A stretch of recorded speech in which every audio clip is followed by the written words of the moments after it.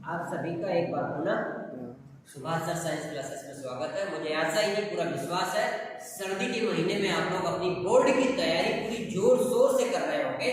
हम इसी आशा के साथ आज नए लेक्चर की शुरुआत करते हैं, क्योंकि सर्दी भी है और सामने बोर्ड का पेपर भी है, तो हमें सर्दी के साथ साथ पढ़ाई पर पूरा का पूरा ध्यान फोकस करना है, ताकि आने वाले बोर्ड के एग्जाम में कम से कम 90, 85 या 90 प्लस मार्क्स ला सके। तो इसके लिए आज हम इससे पहले जो एल्केन श्रेणी का लेक्चर हुआ था, आज हम दूसरी श्रेणी एल्कीन श्रेणी के बारे में चर्चा करेंगे। कौन सी श्रेणी? एल्कीन। 3 श्रेणियां होती है, कौन कौन? Alkane, alkene, alkyne. तो एल्केन श्रेणी का लेक्चर ऑलरेडी हो चुका है। आज हम चर्चा करेंगे एल्कीन श्रेणी के बारे में। किसके बारे में? एल्कीन श्रेणी या एल्कीन सीरीज। इसे हम ओलेफिन भी कहते हैं, साथ साथ जानते रहे, इसे हम ओलेफिन भी कहते हैं। अगर ओलेफिन आपसे कोई पूछे तो कोई दूसरा नहीं, इसी श्रेणी की बात हो रही है, एल्कीन सीरीज की। इससे पहले जो एल्केन सीरीज था, एल्केन श्रेणी था, वो संतृप्त हाइड्रोकार्बन होते हैं। क्या होते हैं? संतृप्त हाइड्रोकार्बन होते हैं कि चारों संयोजकताएं पूर्ण होती है, संतृप्त होती है, संतुष्ट होती है। लेकिन ये जो एल्कीन श्रेणी है, यह असंतृप्त हाइड्रोकार्बन माने जाते हैं। कौन से हाइड्रोकार्बन? असंतृप्त। एल्केन श्रेणी में सिंगल बॉन्ड लगता है। क्या लगता है? Single bond. लेकिन यहां पर एल्कीन श्रेणी में डबल बॉन्ड लगता है। क्या लगता है? Double bond. कहीं न कहीं आपको डबल बॉन्ड अवश्य दिखेगा। जैसे यहां हमने लिखा है C डबल बॉन्ड C, लिखा है डबल बॉन्ड, तो डबल बॉन्ड किसमें? एल्कीन श्रेणी। और एल्कीन श्रेणी के सदस्यों का जब हम फार्मूला प्राप्त करते हैं, क्योंकि सारे का फार्मूला याद करना, और कोई एक याद कर लो जिसके आधार पर सारे फार्मूले आ जाए, तो कौन सा नियम बेहतर रहेगा? कोई एक। तो इस एक के लिए आप इस फार्मूले को ध्यान देंगे, CN। क्या है? CN H2N। कहने का तात्पर्य, अगर एल्कीन श्रेणी के हाइड्रोकार्बन्स का फार्मूला हमें निकालना है, या कोई फार्मूला दिया गया है, आपसे पूछा जाता है कि ये किस श्रेणी का या किस हाइड्रोकार्बन्स का फार्मूला है, तो आप इस CnH2n के फार्मूले से एल्कीन श्रेणी के सभी सदस्यों का फार्मूला आप निकाल सकते हैं।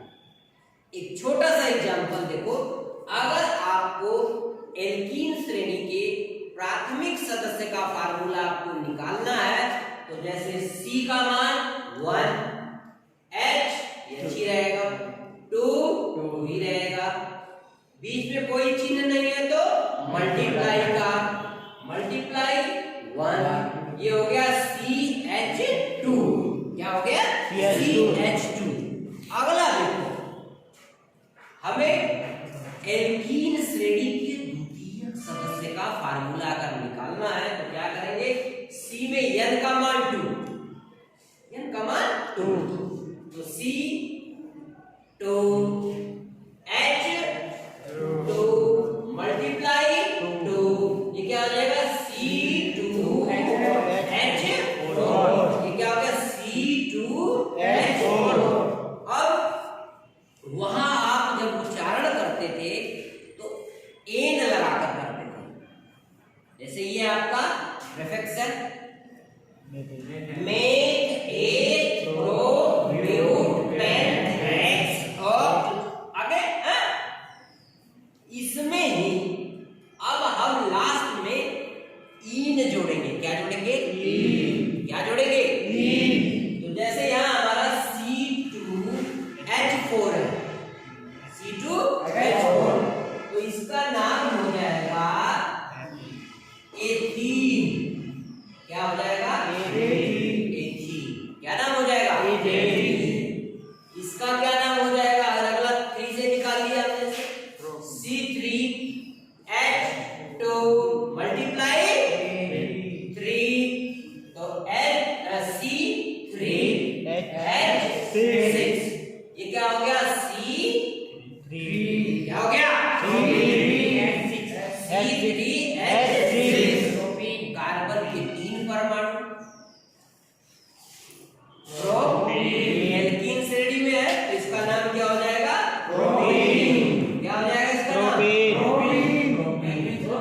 इसी तरीके से ये अगला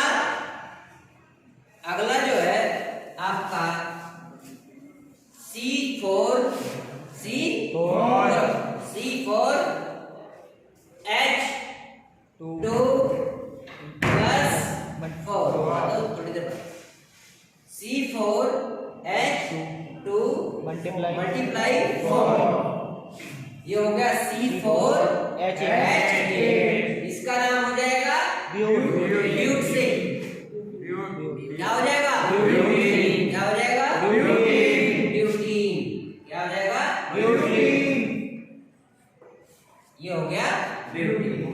तो इस तरीके से ethene, methene, propane, butane, pentene, hexene, इस तरीके से एल्कीन श्रेणी के सभी क्रमागत सदस्यों का नाम इन उच्चारण करके क्या कर सकते हैं, लिख सकते हैं।